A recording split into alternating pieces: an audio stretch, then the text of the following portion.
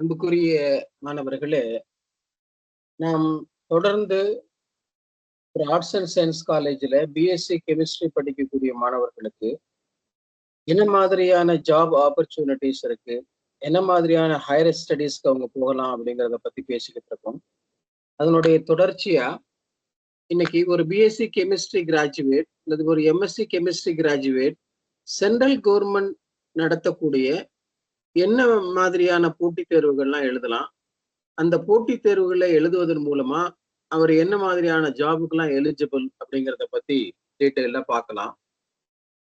ஒரு arts and science காலேஜ்ல படிக்கிற எல்லா ஆர்ட்ஸ் அண்ட் சயின்ஸ் கிராஜுவேட்டும் இந்த எக்ஸாமினேஷன்ஸை எழுதலாம்.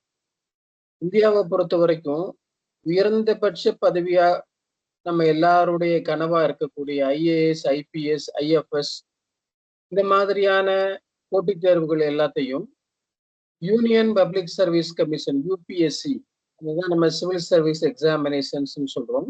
அந்த போர்டு என்ன செய்யுதுன்னா நடத்துது. அதுக்கான நோட்டிபிகேஷன்ஸ் பீரியாடிக்கலா வர்றதை நம்ம பார்த்துருக்கோம். அதே மாதிரி ஸ்டாஃப் செலெக்ஷன் கமிஷன் எஸ்எஸ்சி அப்படின்னு சொல்லக்கூடிய ஒரு பெரிய போர்டு இருக்கு, சென்ட்ரல் கவர்மெண்டுடைய ரெக்ரூட்மெண்ட் போர்டு. அதுல என்ட்ரி லெவல் போஸ்ட் நம்ம +2 பாஸ் பண்ணியிருந்தோம்னா கிளரிக்கல் கேடர், அதே மாதிரி டேட்டா என்ட்ரி, அதுக்கெல்லாம் 12th பாஸ் பண்ணா போதும். அங்க அந்த எக்ஸாம் அவங்க தனியா கண்டக்ட் பண்றாங்க. அதே மாதிரி grade B and grade C ஆபீசர்ஸ்க்கு கிராஜுவேட் லெவல் எக்ஸாமினேஷன் நடக்குது. அதுக்கு any degree eligible. Chemistry student என்ன செய்யலாம்னா இந்த எஸ்எஸ்சி எக்ஸாமினேஷன் எழுதி கிரேட் பி கிரேட் சி ஆஃபீஸரா போகலாம். அதே மாதிரி சிவில் சர்வீஸ் எக்ஸாமினேஷன் அப்பியர் ஆகி ஐஏஎஸ், ஐபிஎஸ், ஐஎஃப்எஸ் ஆஃபீஸர் ஆகிறதுக்கான சான்ஸ் இருக்கு. இதே மாதிரி இந்தியாவில் மிகப்பெரிய சென்ட்ரல் கவர்மெண்ட்டுடைய பாடி வந்து ரயில்வே ஆர்ஆர்பி எக்ஸாமினேஷன் ரொம்ப ஃபேமஸா நம்ம எல்லாருமே கேள்விப்பட்டிருக்கோம். இது எந்த டிகிரி படிச்சாலும் நம்ம இந்த ஆர்ஆர்பி எக்ஸாமினேஷன் எழுதலாம். நீங்க நிறைய ஜாப் ஆப்பர்ச்சுனிட்டி. குறிப்பா பிஎஸ்சி கெமிஸ்ட்ரி படிக்கக்கூடிய மாணவர்களுக்கு அல்லது எம்எஸ்சி கெமிஸ்ட்ரி படிக்கக்கூடிய மாணவர்களுக்கு இங்க என்ன ஆப்பர்ச்சுனிட்டி இருக்குன்னு பார்த்தோம்னா, இந்த ஆர்ஆர்பிலேயே ஆர்ஆர்பி ஜேஇ அப்படின்னு சொல்லி ஒரு எக்ஸாம் நடத்துவாங்க. அது என்ன மாதிரி போஸ்ட் அப்படின்னு பார்த்தோம்னா, கெமிஸ்ட்ரி கிராஜுவேட்டை பொறுத்த வரைக்கும் சிஎம்ஏ அப்படின்னு ஒரு போஸ்ட் இருக்கு, கெமிக்கல் அண்ட் மெட்டலர்ஜிக்கல் அசிஸ்டன்ட் அப்படிங்கிற போஸ்ட் அதுல இருந்து எடுக்கிறாங்க. அதே மாதிரி கெமிக்கல் சூப்பர்வைசர் ரயில்வேஸ்ல, அதே மாதிரி ரயில்வேஸ்ல ரிசர்ச் அசிஸ்டன்ட், அதோட முக்கியமா ஹெல்த் அண்ட் சானிட்டரி இன்ஸ்பெக்டர் ஆகக்கூடிய ஆப்பர்ச்சுனிட்டி ஒரு கெமிஸ்ட்ரி கிராஜுவேட்டுக்கு இருக்கு. அதே மாதிரி பேங்கிங் செக்டர்ல சென்ட்ரல் கவர்மெண்ட்டுடைய அந்த body institute of banking personnel selection and professional officer, அந்த பாடி என்ன பண்ணுது அப்படின்னா பேங்கிங் செக்டர்ல உள்ள போஸ்ட் எல்லாத்துக்கும் எக்ஸாம் கண்டக்ட் பண்ணுது. நம்ம அந்த எக்ஸாம் எழுதுறதுக்கு நம்ம எலிஜிபிள். அதே மாதிரி யூபிஎஸ்சியில கம்பைன்ட் டிஃபென்ஸ் சர்வீஸ், இப்போ மிலிட்ரின்னு நம்ம சொல்றோம் இல்லையா, ஆர்மி, நேவி, ஏர்ஃபோர்ஸ், இது எல்லாமே என்ன டிகிரி எழுதலாம். குறிப்பா ஏர்ஃபோர்ஸ்ல உள்ள சில பொசிஷன்ஸ்க்கு சயின்ஸ் கிராஜுவேட்ஸுக்கு தான் என்ன செய்யறாங்கன்னா அந்த பொசிஷன்ஸை கொடுக்குறாங்க. அதே மாதிரி இன்னொரு சென்ட்ரல் கவர்மெண்டுடைய ஆர்ம்டு போலீஸ் ஃபோர்ஸ் இருக்கு இல்லையா, அந்த எக்ஸாமினேஷனும் யூபிஎஸ்சி மூலமா தான் பீரியாடிக்கலா கால்ஃபார் பண்றாங்க. அந்த நோட்டிபிகேஷன் வரும், நம்ம அதை எழுதுறதுக்கு எலிஜிபிள். அதே மாதிரி இந்தியா போஸ்ட், இதுவும் இந்தியன் கவர்மெண்டுடைய ஒரு பெரிய பாடி. இதுல போஸ்ட்மேன், மெயில் கார்டு, அதே மாதிரி multi tasking staff, sub post master, இதெல்லாம் இந்தியா போஸ்ட் டைரக்டா என்ன செய்யறாங்கன்னா ரெக்ரூட் பண்றாங்க. அதுக்கான அட்வர்டைஸ்மெண்ட் அவங்களோட வெப்சைட்ல வரும். அதை நம்ம பீரியாடிக்கலா பார்த்தோம்னா அந்த போஸ்ட்டை ஃபில் பண்றாங்க. இது இல்லாம ஹையர் கிரேட் போஸ்ட் எல்லாம் யூபிஎஸ்சியும் எக்ஸாம் கண்டக்ட் பண்ணுது, எஸ்எஸ்சியும் எக்ஸாமினேஷன் கண்டக்ட் பண்ணி அந்த போஸ்ட் என்ன செய்யறாங்கன்னா ஃபில் பண்றாங்க. இதுல எல்லா கிராஜுவேட்டுக்கும் போகலாம். அதே மாதிரி 12th முடிச்சிருந்தா கூட சில கேடருக்கு நம்ம எலிஜிபிள், அந்த எக்ஸாம் எழுதலாம். அடுத்தது இந்த கெமிஸ்ட்ரி, ஜியோ பிசிக்ஸ் படிச்சவங்க, ஜியாலஜி படிச்சவங்களுக்கான ஒரு முக்கியமான எக்ஸாம் யூபிஎஸ்சி நடத்துறாங்க. அந்த எக்ஸாமுக்கு பேரு கம்பைன்டு ஜியோ சயின்டிஸ்ட் எக்ஸாமினேஷன். குறிப்பா இந்தியாவுடைய அந்த ஜிஐ சிஸ்டத்தை மெஷர் பண்றது, வாட்டருடைய லெவலை மெஷர் பண்றது, இந்த மாதிரியான ஒர்க் எல்லாம் இந்த ஜாப்ல நமக்கு இருக்குது. இதுக்கு கெமிஸ்ட்ரி படிச்ச ஸ்டூடெண்ட்ஸ் எலிஜிபிள். இதுவும் ஒவ்வொரு வருடமும் நோட்டிபிகேஷன் வந்திருக்கு. அதே மாதிரி 2020க்கான 26க்கான நோட்டிபிகேஷன் வந்திருக்கு. அதை நம்ம என்ன செய்யலாம்னு பார்க்கலாம். மாதிரி Indian forest service examination UPSC அது போர்டு நடத்துது.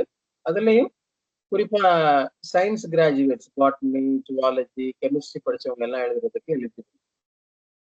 அதே மாதிரி ஒரு பிஎஸ்சி கெமிஸ்ட்ரி முடிச்ச மாணவர் அந்த பிஎஸ்சி கெமிஸ்ட்ரி தேர்ட் இயர் படிச்சுக்கிட்டு நம்ம என்ன மாதிரியான எக்ஸாம் எல்லாம் எழுதலாம் அப்படின்னு பார்த்தோம்னா, கேட் எக்ஸாமினேஷன் எழுதலாம். கேட் அப்படின்னா graduate aptitude test for engineering, அதை நம்ம கேட் பிஜி அப்படின்னு சொல்றோம். இந்த எக்ஸாம் எழுதி அதுல மார்க்ஸ் ரெக்ரூட் பண்றது மூலமா நமக்கு என்ன சார் பெனிஃபிட் அப்படின்னு பார்த்தோம்னா, இந்தியாவில் உள்ள பிரீமியர் இன்ஸ்டிடியூஷன்ஸ் 23 ஐஐடி இருக்கு. Indian institute of technology, 31 NITs, national institute of technologies, அதே மாதிரி 7 ஐஏஎஸ்இஆர்எஸ் இருக்கு. அதாவது Indian institute of science education and research அப்படிங்கிற 7 பிரீமியர் இன்ஸ்டிடியூட்ஸ் இருக்கு.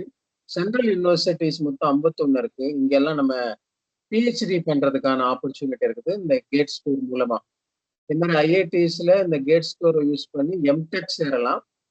அதே மாதிரி இந்த கேட் ஸ்கோரை வச்சுதான் டிஆர்டிஓல, அதே மாதிரி பாபா அட்டாமிக் ரிசர்ச் சென்டர்ல நமக்கு ரிசர்ச் ஆப்பர்ச்சுனிட்டிஸ் இருக்கு. இந்த கேட் ஸ்கோரை வச்சுதான் சென்ட்ரல் கவர்மெண்ட்டுடைய இன்ஸ்டிடியூஷன்ஸ், அதாவது பப்ளிக் செக்டர் சில இன்ஸ்டிடியூஷன்லையும், டைரக்ட் கண்ட்ரோல் சென்ட்ரல் கவர்மெண்ட்டுடைய இன்ஸ்டிடியூஷன்லையும் நமக்கு சில ஜாப் ஆப்பர்ச்சுனிட்டிஸ் இருக்கு நம்ம இந்த கேட் ஸ்கோரை வச்சு. குறிப்பா ஓஎன்ஜிசி, அதே மாதிரி ஐஓசிஎல், இதெல்லாம் ஆயில், நேச்சுரல் கேஸ் ரிலேட்டடான இண்டஸ்ட்ரீஸ். அங்க கெமிஸ்ட்ரி கிராஜுவேட்டுக்கு ஆப்பர்ச்சுனிட்டி இருக்கு. அதே மாதிரி joint admission test for masters அப்படிங்கிற ஐஐடி ஜாம் அப்படின்னு நம்ம சொல்றோம் இல்லையா, அந்த எக்ஸாம் எழுதுறதுக்கு நம்ம எலிஜிபிள். பிஎஸ்சி கெமிஸ்ட்ரி முடிச்சுட்டு நம்ம அதை எழுதினோம்னா நம்ம பிஜி ப்ரோக்ராம் ஐஐடியில, அதே மாதிரி என்ஐடியில நம்ம பண்ணலாம், படிக்கலாம். இந்த மாதிரி Jawaharlal Nehru centre for advance scientific research பெங்களூர்ல இருக்கு. அங்கேயும் நம்ம பிஜி படிக்கிறதுக்கு, இன்டகிரேட்டட் பிஜியோட பிஹெச்டி பண்றதுக்கு நம்ம எலிஜிபிள்.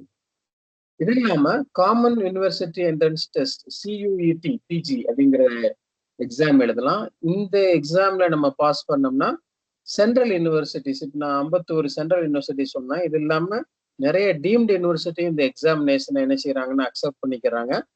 அங்கெல்லாம் நம்ம பிஜி படிக்கிறதுக்கு, அதே மாதிரி பிஜியோட சேர்ந்து பிஹெச்டி இன்டிகிரேட்டட் படிக்கிறதுக்கும் ஒரு வாய்ப்பா இருக்கும்.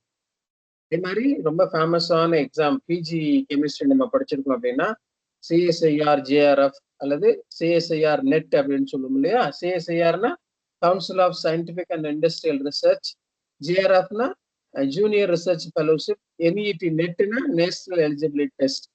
இது நம்ம பாஸ் பண்றப்ப ஸ்டைஃபண்டோட சென்ட்ரல் கவர்மெண்ட்டுடைய பிரீமியர் இன்ஸ்டிடியூட்ல பிஹெச்டி படிக்கலாம், சென்ட்ரல் யூனிவர்சிட்டியில பிஹெச்டி படிக்கலாம். அதே மாதிரி காலேஜஸ்ல, யூனிவர்சிட்டியில அசிஸ்டன்ட் ப்ரொஃபஸரா ஜாயின் பண்றதுக்கு இந்த எக்ஸாமினேஷன் தான் நடத்துறாங்க. அது இல்லாம பாபா அட்டாமிக் ரிசர்ச் சென்டர் அந்த பாடி தனியா எக்ஸாமினேஷன் நடத்துறாங்க. இந்த atomic centre for atomic energy central கவர்மெண்ட்டுடைய மினிஸ்டர் கீழே இந்த யூனிட் இயங்குது. குறிப்பா இந்த சயின்டிபிக் ஆஃபீஸர் செலெக்ஷன் பண்றதுக்கு, குறிப்பா பிசிக்ஸ் படிச்சிருக்கலாம் அல்லது கெமிஸ்ட்ரி படிச்சிருக்கலாம், நமக்கு இங்கெல்லாம் ஆப்பர்ச்சுனிட்டி இருக்குது. இந்த எக்ஸாம்லாம் அப்பப்ப அந்தந்த வெப்சைட்ல நம்ம நோட்டிபிகேஷன் வரும். அந்த எக்ஸாமினுடைய பேட்டர்ன் என்ன, குறிப்பா பெரும்பாலான எக்ஸாம் வந்து கம்ப்யூட்டர் பேஸ்டு டெஸ்டா தான் நடத்துது. நிறைய எக்ஸாமினேஷன்ஸ் என்டிஏ நடத்துது, நேஷனல் டெஸ்டிங் ஏஜென்சி நடத்துது. நம்ம அதோட நோட்டிபிகேஷனை பார்த்து ஆன்லைன் அப்ளிகேஷன் போட்டு நம்ம அந்த தேர்வுகளை எழுதுறது மூலமா இந்த மாதிரியான முக்கியமான பாடிஸ்ல நமக்கு வேலை வாய்ப்பு கிடைக்கிறதுக்கு வாய்ப்பு இருக்குது.